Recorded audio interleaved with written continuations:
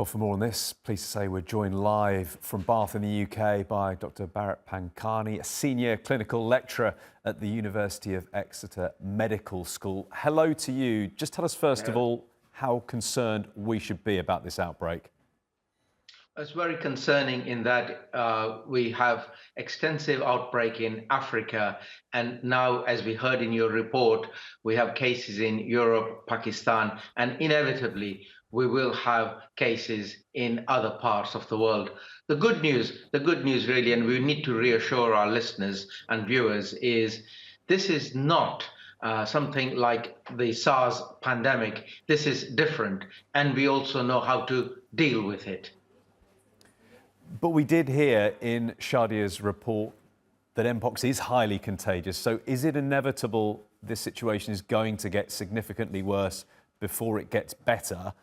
Or can certain things be done to help improve the situation? Yes, unfortunately, it will get worse before it can get better. So what we have to do is keep those people who have been contacts of a case or are ill out of circulation, and of course mobilize vaccines. So if a vaccine is administered to people very soon after exposure, it makes the disease a lot less severe. Now, the difficulties are that a person can be perfectly normal, no rash, nothing to see, but they can be infectious in the early stage of their illness, and then they continue to be infectious until all those lesions that we saw in the report have gone. And that means that they are infectious for a long time.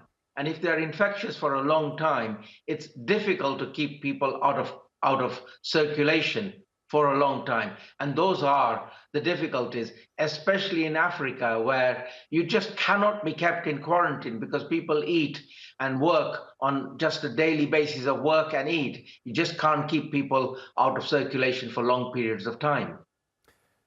So as far as vaccines are concerned, how practical is it to get them to the people who need them most?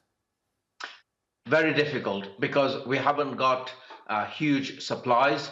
So the manufacturers of the vaccines will have to increase production. But then there are logistics issues as well. Africa, especially the DCR, the Democratic Republic of Congo, has got civil war, insurrection, war at its border with Rwanda. So it's difficult to transport vaccines under those circumstances. The best dose is you give a dose, and then 4 weeks later, you give another dose. So again, there's logistics of, the first dose, interval, and then the second dose. OK, we'll continue to watch this story very closely. Dr. Bharat Pankani, thank you very much indeed for joining us.